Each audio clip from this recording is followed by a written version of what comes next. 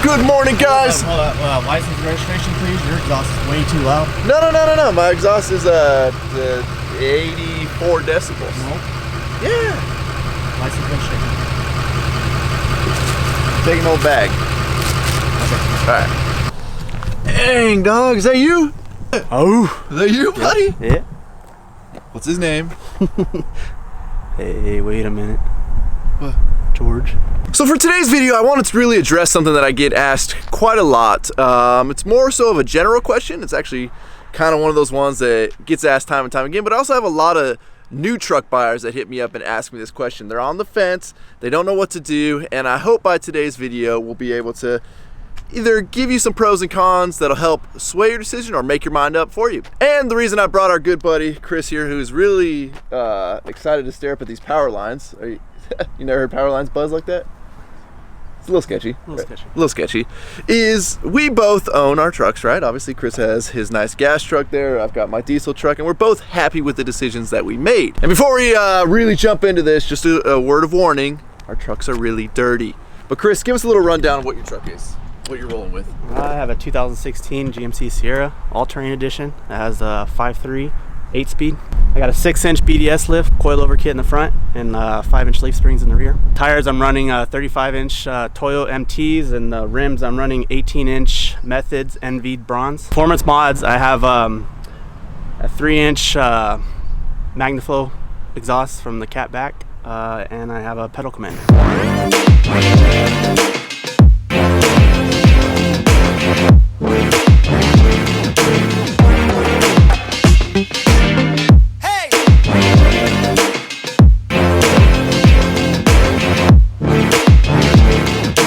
And then, as you guys may or may not know, on my truck, I am running a 5-inch straight pipe, PPEI tuning, DSP5 switch, air raid intake, or cold air intake, and that's pretty much it performance-wise on my truck. It's a 12-inch lift, running 40-inch Toyos on 22-inch fuel wheels. And the reason we're even going into specs on these trucks is because it's going to kind of pertain to, I don't want to say what you can do to your vehicle, but really how big of a tire size you're going to want to run on your vehicle. So let's start with the biggest, probably first thing you're going to encounter if you're in the market for either a diesel or gas truck, and that is initial cost. MSRP, brand new diesel Denali's are running about $72,000, whereas Chris, what was the MSRP on your truck?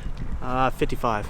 So obviously your budget's going to play huge into your decision, and really the price of gas trucks nowadays is not that far off from the diesel counterpart. And if you're actually really savvy and you know the right dealerships to go to and you go at the right time of the year, you can actually get a brand new diesel truck for what they MSRP one of these gas trucks at. But if you live in California, or at least in the areas that we do, a lot of the dealerships will not discount you at all on these trucks. The reason being is somebody will come right behind you and buy it for full price. But my best advice to you guys is shop around, and I guarantee you might be able to find that truck you want in your budget, even though you didn't think you'd have a shot at it. And since we're talking about price, let's go used.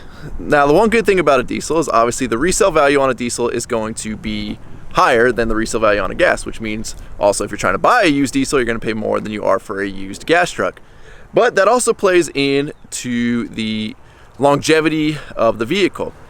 Typically, diesels are known to last a lot longer than gas engines. Now, I know there's like the old school Toyota, you know, before the Tacomas, but those things would last 500,000 miles, and that was like a given. Everybody knew those trucks would last forever, and they actually still are worth some money because of that. Now, obviously, if you want your truck to last a long time, you have to maintain it. And well, here's one that I really push towards, like the younger kids that are really looking to get into their first truck, and they're wondering if a gas or a diesel makes a good first truck. Keep in mind, even after the initial cost being more expensive on a diesel, the maintenance is also more expensive on a diesel. Oil changes are, depending on where you go, double, triple the cost of an oil change on a gas truck. I paid $70 last time I got an oil change on mine at the dealership. Yeah, and I'm pretty sure it's about $1.20, $1.40. No, it might be a little bit more than that. Yeah. Obviously, diesels hold more oil, so you're going to be paying more in terms of oil changes. Parts obviously cost more on a diesel, so if you're swapping out starters, alternators, all that. Even batteries. Obviously, gas truck, you're running one battery, whereas diesels come with 2 batteries. So if your battery system gets low and you got to replace your batteries, you have to replace 2 on a diesel, whereas you're only going to replace 1 on a gas truck. Now, one issue we don't have that a lot of the rest of the country has is colder weather. If you are in areas where it gets below, I don't know, 40, 30 degrees, somewhere in that line, and I know a lot of you guys are way, way colder than that, a diesel becomes really hard to start. Diesel fuel can gel up, it just becomes a nightmare. You have to plug your truck in. For those of you guys that don't know, a lot of diesels have engine block heaters, and if you live in a colder environment, you want to actually plug your diesel in overnight to make it easier to start in the morning. Whereas usually gas vehicles, you don't run into that issue. They may be a little bit harder to start, but it's not as noticeable a difference as it will be for a diesel truck. Now, typically the reason somebody's buying a truck is because they want to haul with it, they want to use it for work, they're going to load it up with something, which at that point, power comes into play. And I mean, it's pretty commonly known that for the most part, now obviously there's an exception to every rule, you're gonna get more power out of a diesel than you will out of a gas truck. Obviously, anytime you ever really see a truck towing, it's a diesel truck. And most diesels are typically engineered to be under that higher stress load for longer periods of time, whereas gas trucks aren't. And it's also a lot easier and cheaper after the initial cost, obviously, to get more horsepower and torque out of a diesel than it is a gas truck. Gas truck, you can only do so much with a tune. You're relying a lot more on bolt-on hard parts, whereas a diesel, with the tune alone, you could do a lot. And it's not quite as expensive to gain pretty much monstrous gains in horsepower and torque out of a diesel than it is a gas truck. But being that, you know, we're all trying to save the world nowadays, and it's important, you know, because we really care about the environment, the emissions systems on diesel trucks are way more intricate than that of the gas vehicles. So much so that they're actually detrimental to the life of the diesel vehicle, which is why you're seeing a lot of problems with EGRs, DPF filters. There's just a lot of issues that come and are actually starting to affect the longevity of the newer diesels that are out on the road. So that's something to keep in mind. Long gone are the days of diesel trucks just, you know, running 5, 6, 700,000 miles without you having to really do anything, because they're essentially killing themselves with all the emission stuff that's on it. Now, if you guys remember a ways back, me and Chris were in my truck back here, and we got really low on diesel, and we pulled off onto a gas station on the side of the freeway, and well, they didn't have diesel. And that could be an issue. I know a lot of parts of the country, every station has diesel, but out where we're at, it's not as common as you would think. Chris, do you ever have issues finding gas? Never. Gas is everywhere, right? Everywhere. Well, and then if a gas station doesn't have it, I guarantee, you know, Jim Bob's got some gas in his shed for his lawnmower. Yep. Whereas diesel, it's a whole different ball game. You actually kind of have to plan out when you're going to find diesel, where you're going to find diesel. It's just something to keep in mind. And also the cost, because even though diesel used to get like thrown away, it was kind of the byproduct of the gas refining process. The government knows that a lot of people use it, and truckers use it the most, and well, who can we tax? Let's tax the truckers. So diesel fuel is actually more expensive a lot of the time where we are than gas, whereas it should be the other way around. It used to be the other way around. So you got to keep that in mind too. Your fuel, depending on the time of year, the political environment, whatever's going on, they can really hike the cost of diesel fuel. I remember when diesel fuel was like, what, 5 something? Yeah. $5, a little over $5. Now, depending on what you plan on using your truck for, or how important aesthetics or lifting your truck is to you, that can really come into play. As you guys know, the first truck I ever had was a 2005 Chevy 1500 HD Silverado.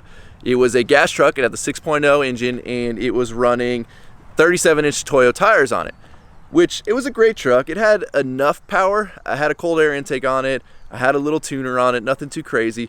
But the second I hooked it up to my 25-foot toy hauler and started going up the grade to go to the desert, I mean, I'd be getting passed by semis, and it was just miserable. I was sipping fuel like crazy, and I just wasn't moving very fast. It was no fun. I did not enjoy it at all.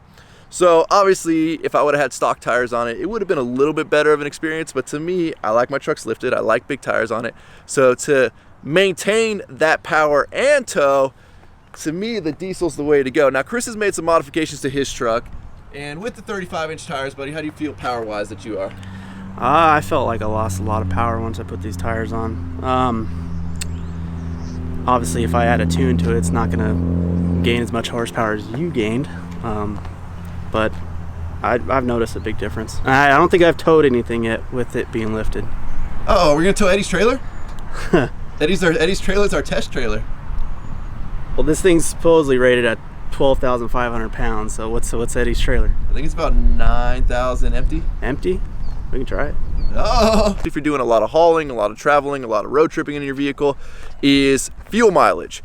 And gas trucks are starting to catch up, but diesels are, you know, assuming you do the right things to them, they are just going to be much more fuel efficient than a gas truck is going to be. Now, if we just throw all practicality aside, which a lot of us tend to do when we're buying vehicles, sound-wise, what sounds better? And I think some people have a specific ear for a gas truck, whereas some have a specific ear for a diesel truck. To me, I've always just thought a diesel truck sounded better. It's more my cup of tea. Chris, what do you think sounds better in your opinion? Diesel. You think diesel sounds better? Diesel sounds better. Well, let's fire this thing up and let's see how this thing sounds.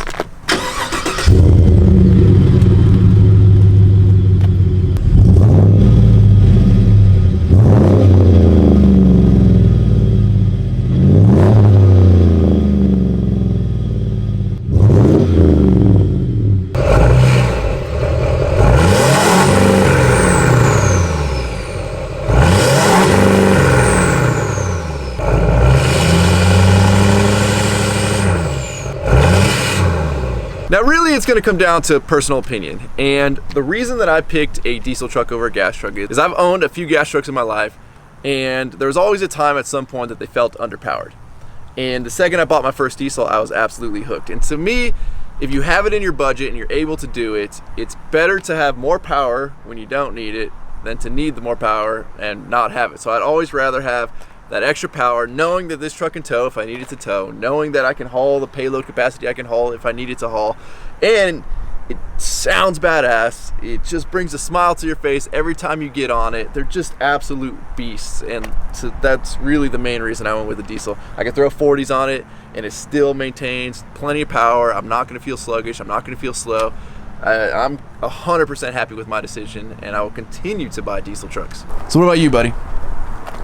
Well, the reason why I picked a gas truck at the time is I couldn't afford a diesel. This is what I could afford. You know, payments were right. I had a price and I stuck to it. Obviously, I can probably tow a small trailer, but nothing as big as this can tow.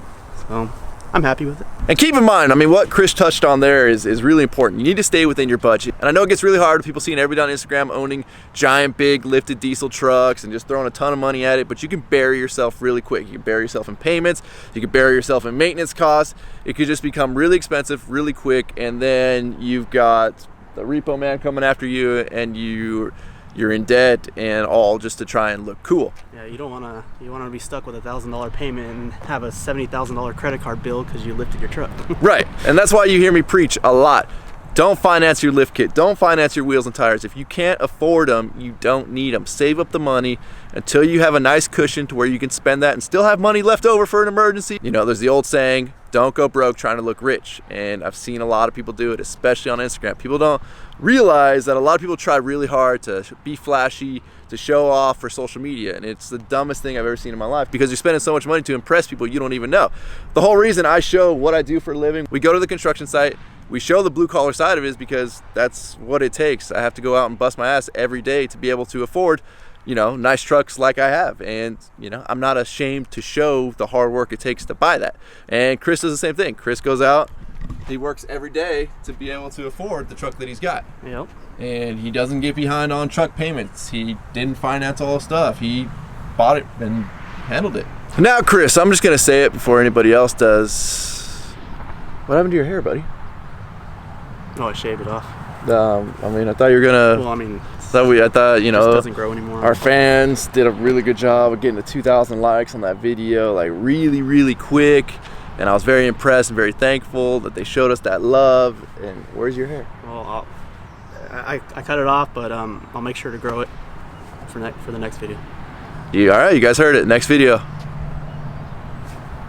Well, hopefully this short video was enough to kind of help you make your decision, or at least giving you a few more pros and cons. Make sure you guys really weigh the decision. It's not something you want to just jump into lightly. You don't want to buy a truck just to be cool. Make sure you really factor in every decision, the cost of maintenance, the cost of things that can come up, and make sure it really is in your budget, whatever truck, whatever decision you decide to go with. But with that, we're gonna wrap up this video. As always, thank you guys so much for watching. If you have not subscribed to my channel, please click the subscribe button now, though you do not miss out on any future content, especially Chris rocking his long hair, which he promised all of us, and he will not let us down. I'll make sure of it.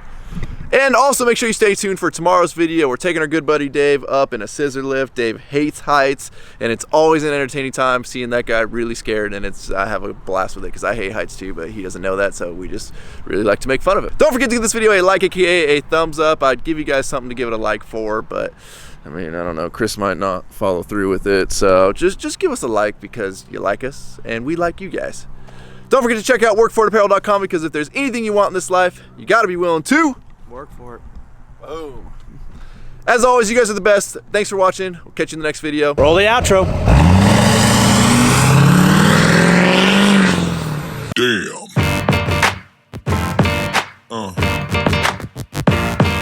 Yeah.